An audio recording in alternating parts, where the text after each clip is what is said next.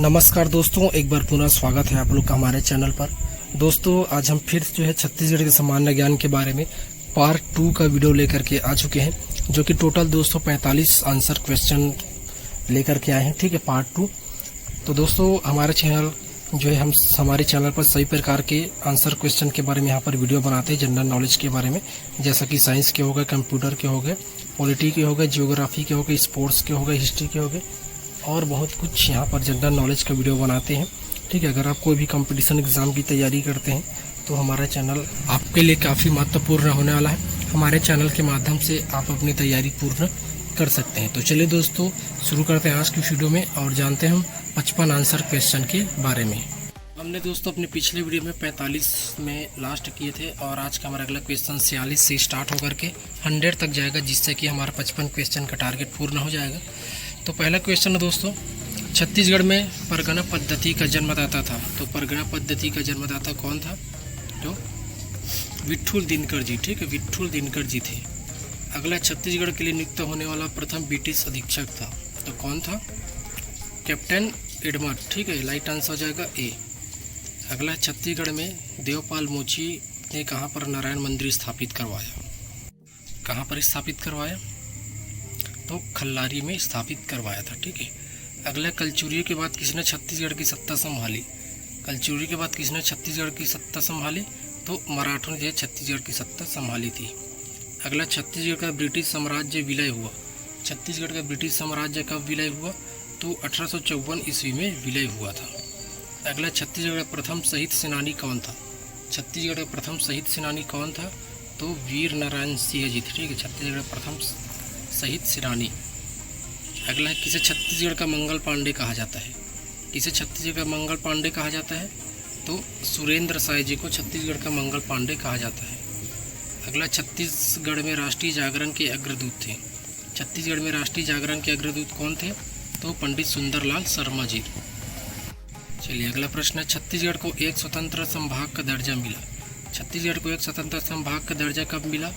तो 1862 ईस्वी में।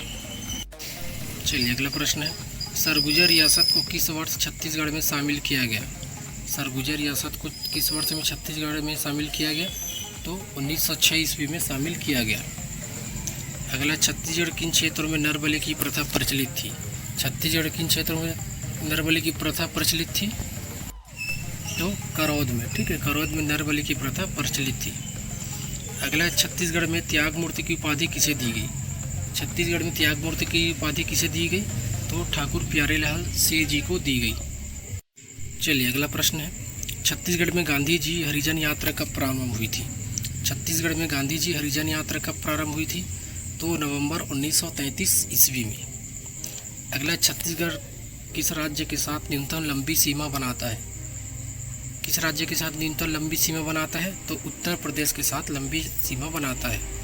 अगला, किस जिले को विभाजित कर नारायणपुर जिला बनाया गया था? किस जिले को विभाजित करके नारायणपुर जिला बनाया गया था?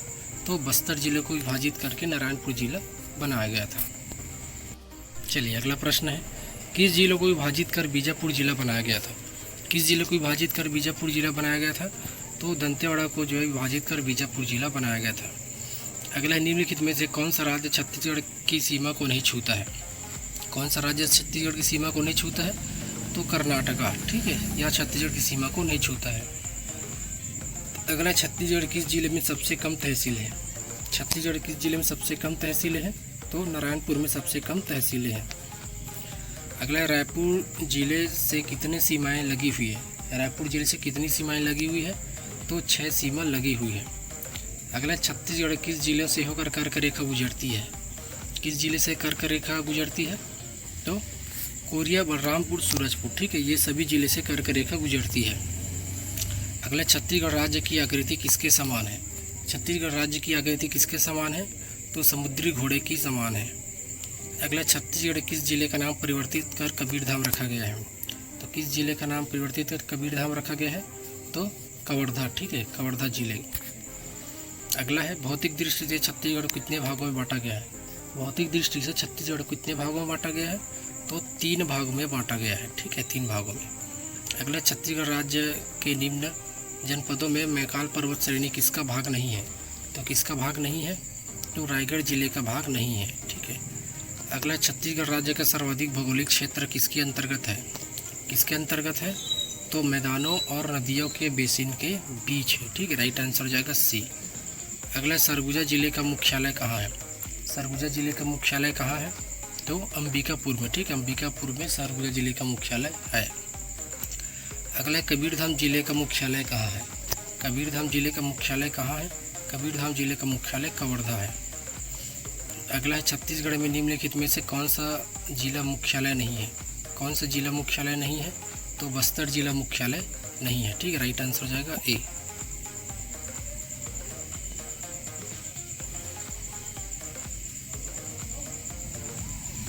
अगला, भौतिक दृष्टि से छत्तीसगढ़ कितने भागों में बांटा गया है?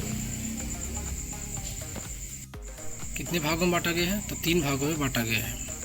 अगला, छत्तीसगढ़ के मैदान की औसत ऊंचाई कितनी है? छत्तीसगढ़ में के मैदान की औसत ऊंचाई कितनी है? तो 220 मीटर। ठीक है, राइट आंसर हो जाएगा डी। अगला है, निम्नलिखित में से कौन सा भौतिक विभाग छत्तीसगढ़ में सर्वाधिक क्षेत्र घेरता है? कौन सा भौतिक विभाग छत्तीसगढ़ सर्वाधिक क्षेत्र घेरता है? तो बस्तर उच्च भूमि घेरता है। ठीक है, राइट आंसर हो जाएगा बी। अगला, छत्तीसगढ़ में निम्नलिखित में से कौन सा क्षेत्र कम वर्षा प्राप्त करता है? कौन सा क्षेत्र कम वर्षा प्राप्त करता है? तो मैकाल रेंज जो है सबसे कम वर्षा प्राप्त करता है। राइट आंसर हो जाएगा ए। अगला, छत्तीसगढ़ राज्य का सर्वाधिक वर्षा वाला जिला है। छत्तीसगढ़ राज्य का सर्वाधिक वर्षा वाला जिला है जसपुर। ठीक है, जसपुर है। अगला, छत्तीसगढ़ में निम्नलिखित में से लगभग कितने प्रतिशत वन क्षेत्र में साल वन है? ठीक है, कितने प्रतिशत में? 40%। अगला, राज्य के किस जिले में सर्वाधिक आरक्षित वन पाए जाते हैं? कितने आरक्षित वन पाए जाते हैं? तो दंतेवाड़ा में जो है, दंतेवाड़ा जिले में सर्वाधिक आरक्षित वन पाए जाते हैं। अगला है, छत्तीसगढ़ में देश का लगभग कितने प्रतिशत तेंदुपत्ता का उत्पादन होता है? कितने प्रतिशत में उत्पादन होता है? चलिए, अगला है, तो इसका राइट आंसर हो जाएगा 20%। ठीक है। अगला, सागौन के वन छत्तीसगढ़ किस जिले में पाए जाते हैं? सागौन के वन छत्तीसगढ़ किस जिले में पाए जाते हैं?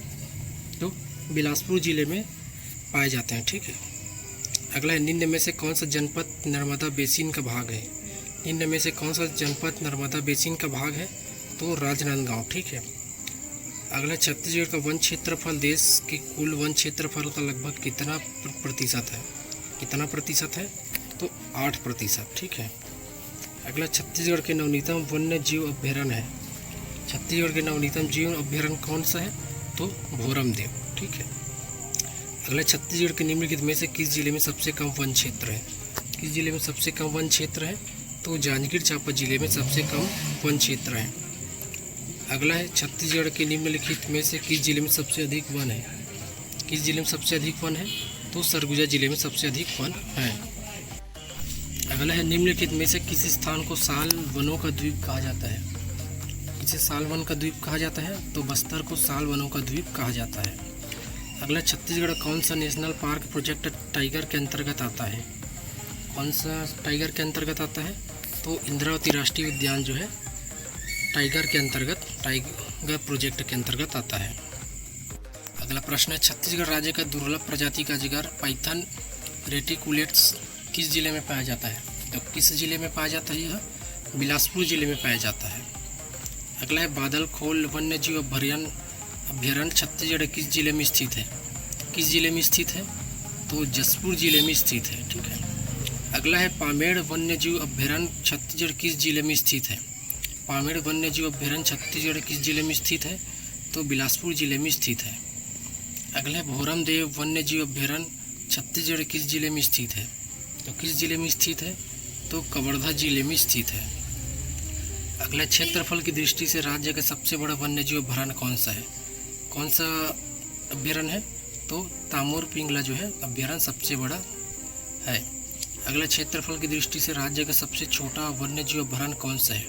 सबसे छोटा वन्य जीव अभ्यारण्य कौन सा है?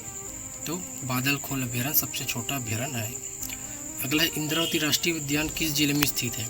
इंद्रावती राष्ट्रीय उद्यान किस जिले में स्थित है? तो बीजापुर जिले में स्थित है। अगला, निम्नलिखित में से कौन सा राष्ट्रीय उद्यान छत्तीसगढ़ में नहीं है? कौन सा छत्तीसगढ़ में नहीं है? तो कांजीरंगा। ठीक है। अगला, छत्तीसगढ़ की सबसे बड़ी नदी कौन सी है?